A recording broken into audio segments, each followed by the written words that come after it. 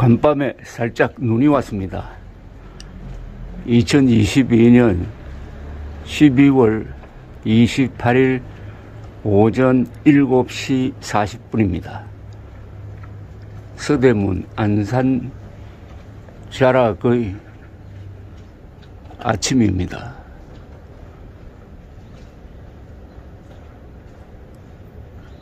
저희 집 마당에 있는 눈은 얼었습니다. 언 눈 위에 살짝 덮였습니다. 한 1cm 정도 온 듯 합니다.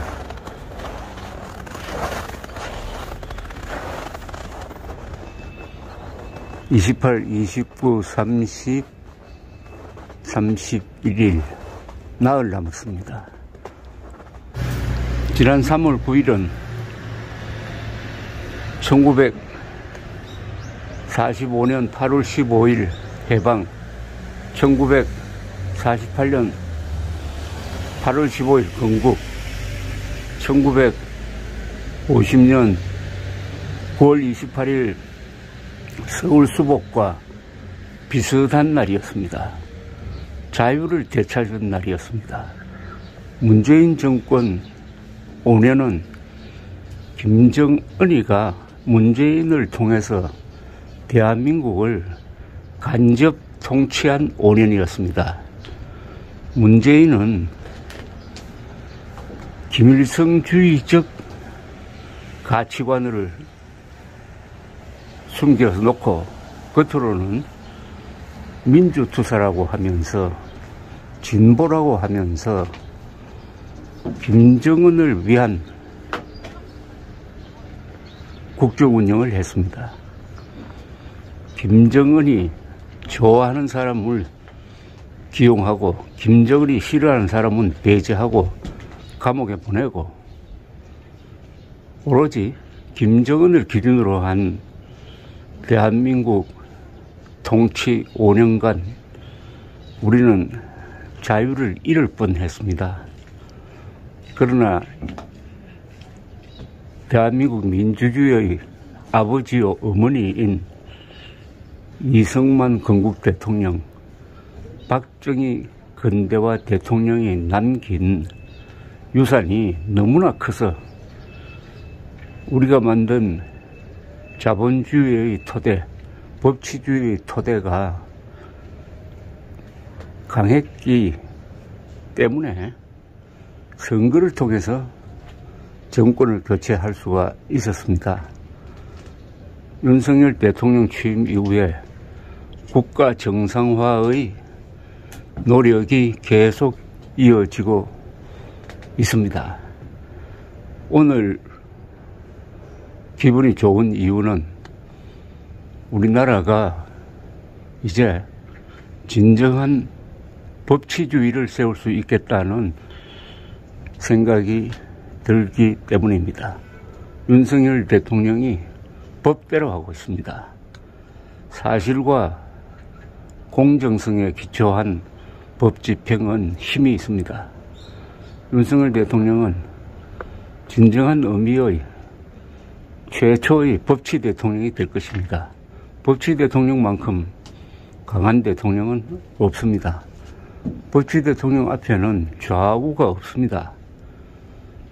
경상도, 충청도, 전라도, 경기도도 없습니다.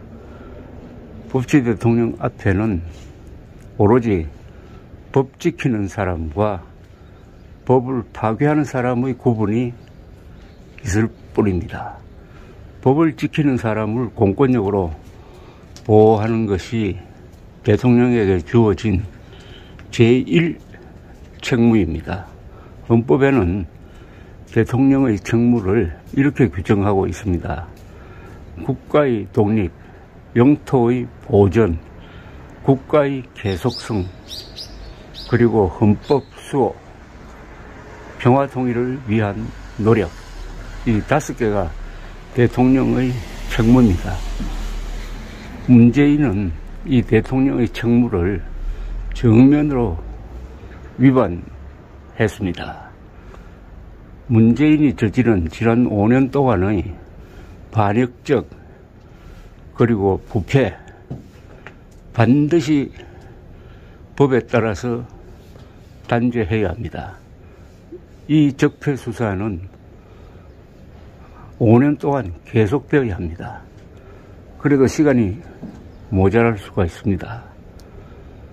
대한민국은 건국된 이후 수많은 도전을 받았습니다. 가장 큰 도전은 북한 김일성 공산집단, 그리고 그와 연대한 남한의 종북 세력, 남노당 세력으로부터 협공을 받았습니다. 그러나 우리에겐 든든한 친구가 있었습니다. 미국이 있었습니다. 그리고 화해한 일본, 자유세계가 우리 편이었습니다. 우리는 이승만 대통령 덕분에 줄을 잘 쓴 나라가 되었습니다. 공산당과 싸울 때 공산당을 닮으면 안 됩니다. 그것은 괴물과 싸우기 위해서 괴물이 되는 것과 같습니다. 그러면 이겨도 소용이 없습니다. 그러나 우리는 민주주의를 하면서 공산당과 싸우고 법치를 하면서 공산당과 싸워야 했으므로 괴물이 되지 않았습니다. 성경 말씀대로 우리는 악을 악으로 갚지 않고 만인 앞에서 선을 행함으로써 악을 이기고 있습니다. 그리하여 대한민국은 세계 시민으로서 세계의 자유와 번영에 기여하는 인류국가의 길을 지금 걸어가고 있습니다. 누가 뭐래도 대한민국은 착하게 살아왔습니다. 강하게 살아왔습니다. 대한민국은 가장 가난한 나라에서 7대 강국으로 발돋움했습니다.